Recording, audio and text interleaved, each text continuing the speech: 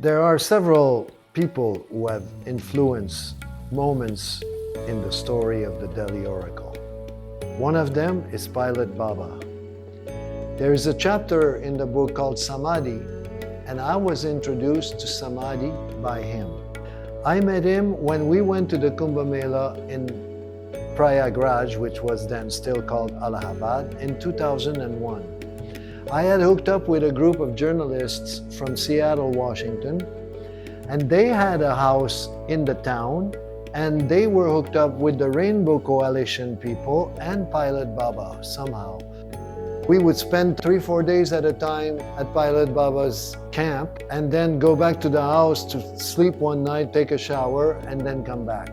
At that Kumbh Mela, Pilot Baba was consecrated as a Mahamandaleshwar of the Juna Akara, which would be like ordained as a bishop in the Christian world. And there was a woman who was his gurubai, which meant that they had the same guru who had taught them how to enter the state of samadhi. But there are several states of samadhi. For the common people, when they say, oh, he has taken samadhi, he has taken mahasamadhi, it means he died. But those advanced yogis practice different kinds of samadhis that have different degrees of detachment from the body. In what is called nirvikalpa samadhi, the yogis, after practicing and practicing and practicing, are able to withdraw the energy from all the organs to the point where the conditioned automatisms that make the body function no longer need oxygen to operate. So they enter into a state of utter nothingness. It's a state of suspended animation. So this lady, Yogmata, she demonstrated the Nirvikalpa Samadhi where she was buried for 3 days in a pit that had been dug for all to see and then covered with sheets of metal like what roofs are made of and covered with dirt, so she had access to absolutely nothing.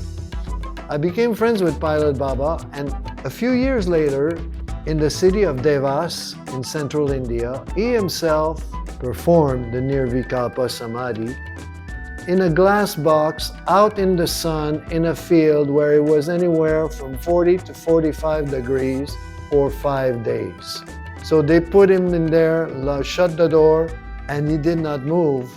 Even one night, we were all there. There were people there 24/7 observing the glass box, even though there were curtains that were opened every hour, so he did not get, sunstroke.